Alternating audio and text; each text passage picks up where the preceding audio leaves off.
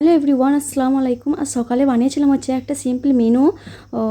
বানিয়েছিলাম হচ্ছে সুজির উপমা আর এই যে খরবুজা জুস বানাবো। আর সুজির উপমাটা শুধুমাত্র সেজা পাপার জন্য, আমার সেরকম অতটা ভালো লাগে না, বাট সেজা পাপা খুব পছন্দ করে, সেই জন্য সিম্পলভাবে ওকে বানিয়ে দিই। আগে তো আমি রেসিপি শেয়ার করেছি বোধ হয়, বাট আর একবার বলে দিচ্ছি। কড়াইয়ে আমি সামান্য কারি পাতা দিয়েছিলাম, তারপরে পেঁয়াজ কুচি, লঙ্কা কুচি, তারপরে দিয়েছি একটু সামান্য লবণ আর দিয়েছি সুজিটা। পরিমাণ মতো পানি দিয়ে আমি এভাবে ঝরঝরে টাইপের উপমাটা বানিয়ে নিচ্ছি। আর এদিকে পাঞ্জাবে এখানে তো প্রত্যেক জনই মানে পাঞ্জাবিরা খরবুজাটা খুবই পছন্দ করে। আমার অতটা ভালো লাগে না। আমরা যেমন তরমুজটা বেশি পছন্দ করি আমাদের বেঙ্গল সাইডে, এদিকে কিন্তু খরবুজাটা। আর সেজার পাপা খরবুজা খুবই পছন্দ। আর খরবুজা নাকি খুবই হেলদিও হয়, যারা প্রেগনেন্ট আছেন তাদের জন্য তো খুবই হেলদি করে একটা এই ফ্রুট। আর খরবুজের ভিতরে এই যে বীজগুলো আছে, এই বীজগুলো কিন্তু রান্নার কাজে ব্যবহার করা হয়। এই বীজগুলো ভালো করে ধুয়ে পরিষ্কার করে রোদের মধ্যে শুকোতেও পারেন, কি যদি ইনস্ট্যান্ট কোনো রান্না হয় তাহলে সঙ্গে সঙ্গে কিন্তু পেস্ট বানিয়ে ছাঁকনির সাহায্যে ছেঁকে নিতে হবে, তাহলে যে ছিলকাগুলো থাকে সেগুলো যায় না। ওগুলো ফেলে দিলেই কিন্তু যে পেস্টটা ক্রিমের মতো বের হবে সেটা কিন্তু গ্রেভিতে কাজে লাগবে, পনির বানাতে, যে কোনো সবজি বানাতে কাজে লাগে। আমি প্রায় বানিয়ে থাকি। ভাবছি আরও একদিন আপনাদেরকে বানিয়ে দেখাবো, রেসিপি শেয়ার করব অন্য একদিন। ঠিক আছে, এইদিকে এই তো আমি খরবুজাটা কেটে নিয়েছি জুস বানানোর জন্য। আর খরবুজাটা আগেই বললাম সেজা পাপা খুবই পছন্দ করে, প্রায় প্রত্যেক দিনই ওকে দিতে হয়। বাট আমি যে কোনো একটা রেসিপি শেয়ার করি আপনাদের সঙ্গে, বাট তার মানে এটা নয় যে আমি একটাই কিছু বানাই, অন্য কিছু বানাই না, সেটা কিন্তু নয়। অন্য চুলাতেই কিন্তু হয়, আমি সেটা আর দেখাই না, আমি একটা রেসিপি শেয়ার করি বলে।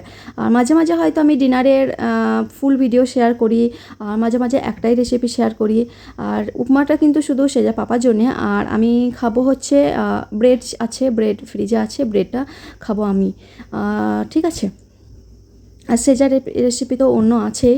ভাবছি সেজার জন্য একটা চ্যানেল খুলে ওর রেসিপি আলাদা করে শেয়ার করব, কিন্তু টাইম হয়ে উঠছে না, একা সামলাতে পারছি না সমস্ত দিকটা। যদি আপনারা চান দেখতে তাহলে জানাবেন, অবশ্যই শেয়ার করার চেষ্টা করব।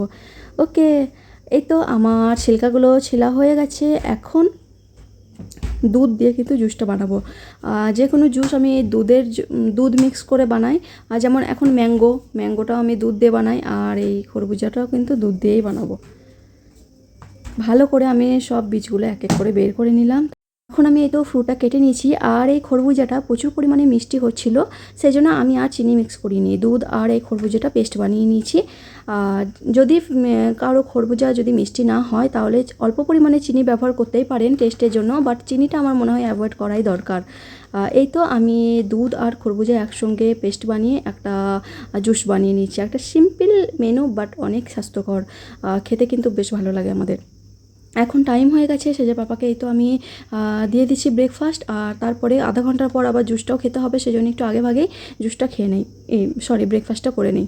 আর ব্রেকফাস্ট করার পর জুসটা খাই। আর ব্রেকফাস্টেই তো উপমাটা দিয়ে দিয়েছি, তারপরে আমি কিছুটা ফ্রুটও দিয়েছি আর দিয়েছি দই। যে কোনো সাউথের খাবার করলে সেটা পাপাকে দইটা দিতেই হয়। এই তো আজকে ছিল আমার সিম্পল একটা সকালে ব্রেকফাস্টের রেসিপি।